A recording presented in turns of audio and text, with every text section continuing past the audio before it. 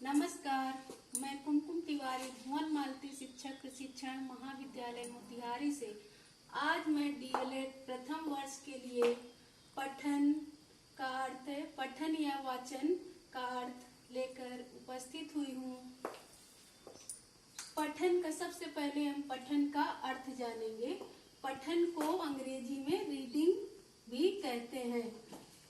लिखित भाषा में व्यक्त विचारों और भावों को मौन या सस्वर रूप में वाचन क्रिया को पढ़ना कहते हैं। पढ़ना वाचन दो प्रकार का होता है, एक सस्वर वाचन या मौन वाचन। हम किसी चीज को हम बोल के भी पढ़ सकते हैं और मौन होके भी पढ़ते हैं। रमन बिहारी के अनुसार, रमन बिहारी ने कहा है, शब्दों के उच्चारण मात्र को पढ़ना नहीं कह सकते, क्योंकि उच्चारण के साथ उसका भाव समझना आवश्यक है। हम किसी चीज को पढ़ते हैं, पढ़ना तभी सार्थक होगा जब उसके भावों को भी समझते हुए पढ़ते हैं।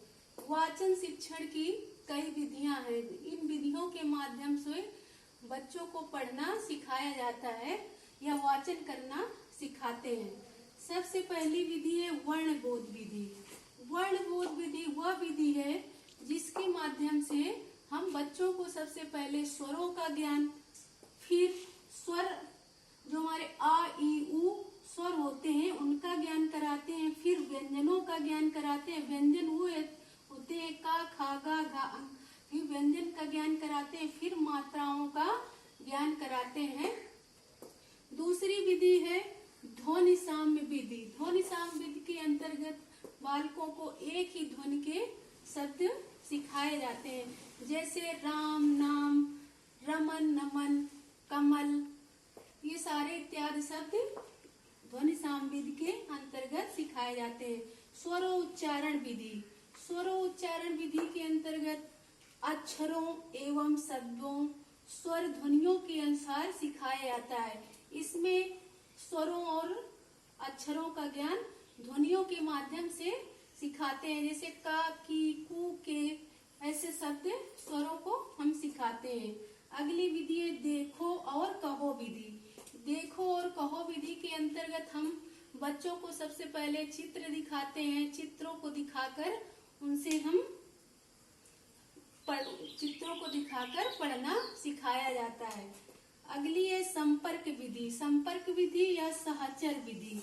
संपर्क विधि और साक्षर विधि का प्रतिपादन डॉक्टर मारिया मॉन्टेसरी ने किया था।